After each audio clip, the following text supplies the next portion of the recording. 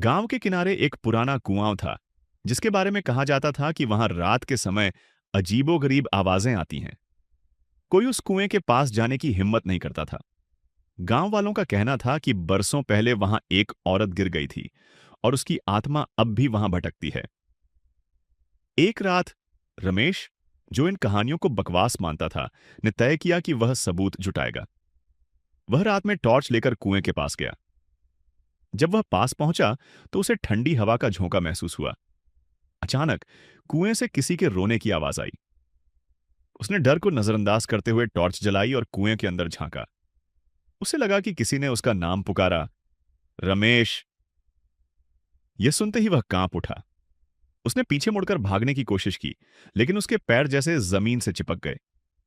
तभी उसे कुएं के अंदर से सफेद साड़ी में एक परछाई बाहर आते हुए दिखी।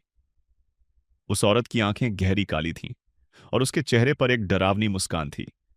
रमेश जोर से चीखा और बेहोश हो गया। अगले दिन सुबह गांव वालों ने उसे कुएं के पास बेहोश पाया, लेकिन तब से रमेश कभी भी कुएं के बारे में बात करने की हिम्मत नहीं कर पाया। गांव के लोग कहते हैं कि उस रात से रमेश की आंखों में हमेशा डर सा झलकता है, मानो उसने कुछ ऐसा देखा हो जो इंसान के समझ के परे है।